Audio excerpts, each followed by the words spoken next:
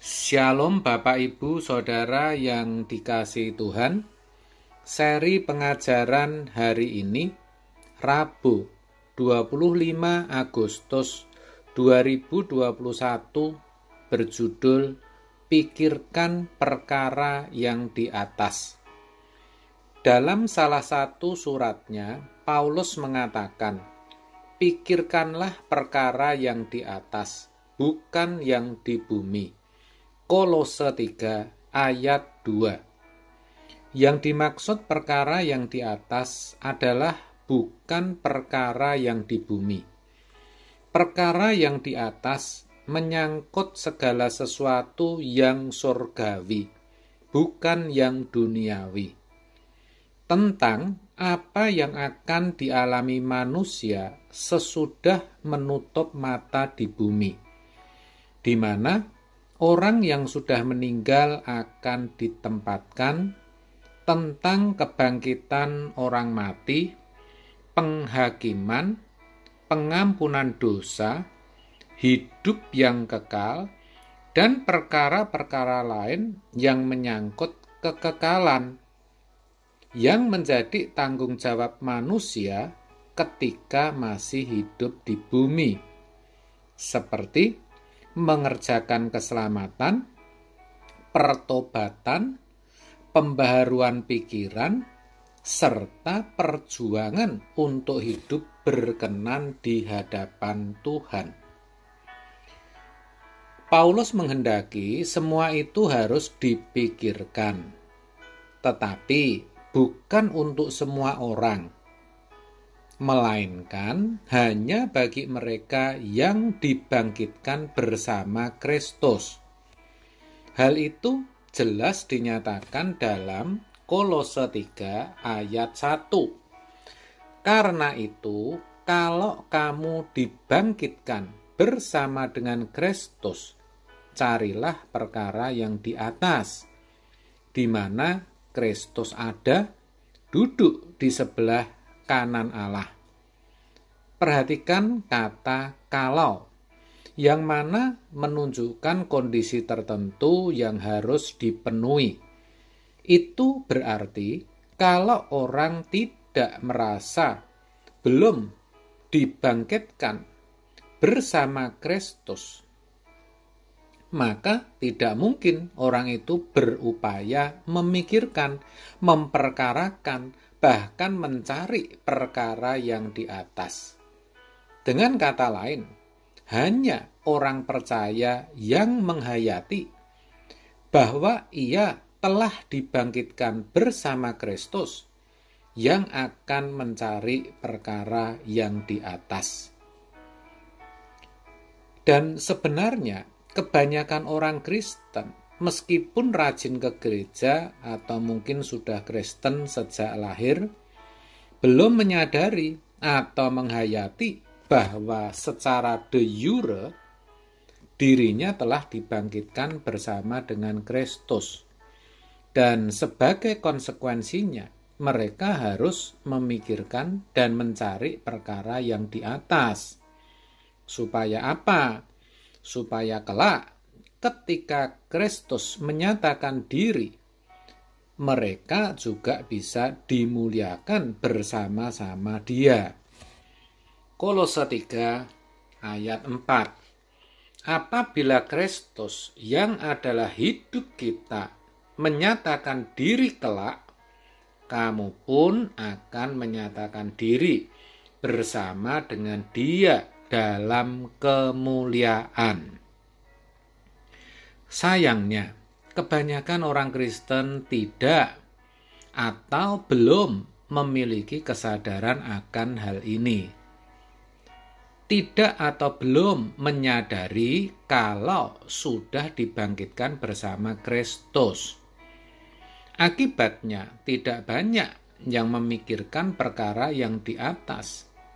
Sehingga yang mereka pikirkan, yang mereka tahu, bukan apa yang menjadi kehendak Allah, melainkan apa yang mereka kehendaki, apa yang mereka ingini, apa yang dapat memuaskan perasaan dan hatinya. Mereka tidak sadar bahwa sesungguhnya mereka sudah meleset dari rencana Allah. Pertanyaannya, bagaimana supaya kita sebagai orang percaya bisa memikirkan perkara yang di atas?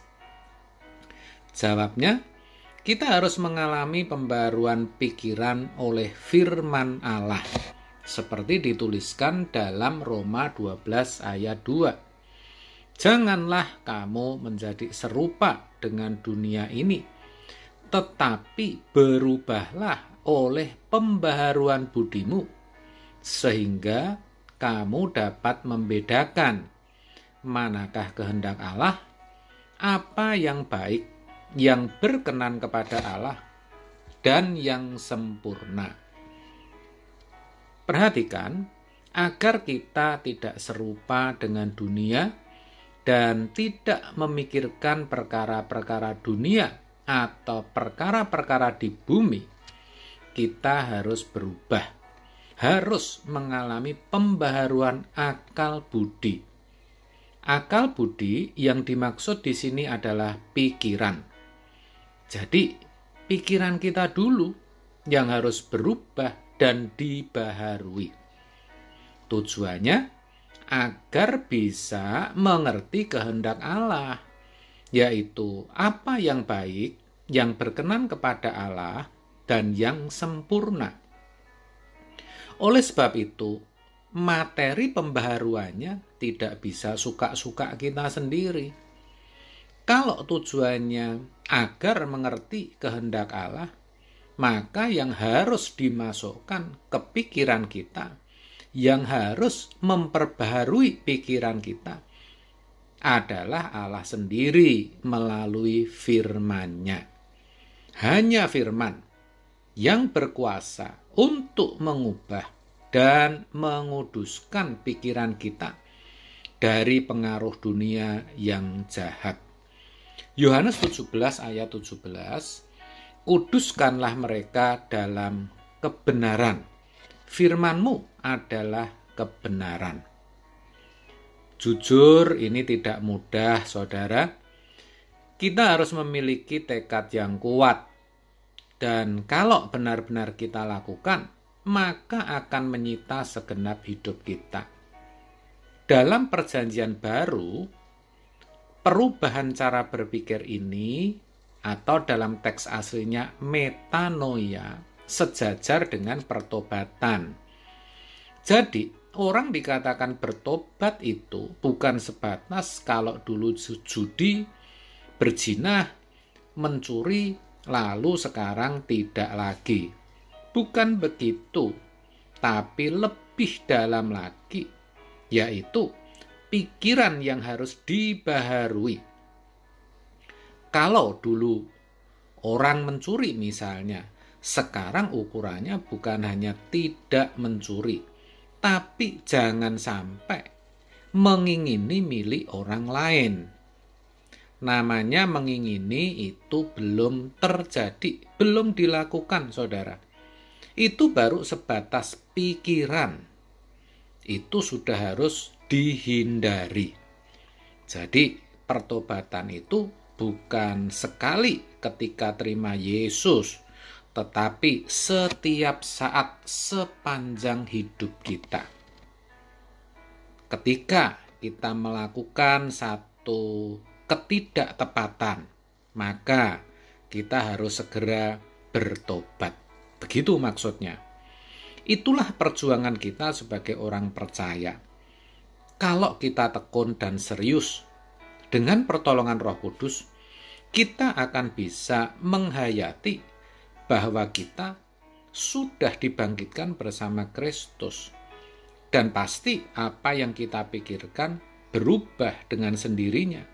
Bukan lagi pada perkara yang di bumi, tapi perkara yang di atas. Amin. Tuhan Yesus memberkati.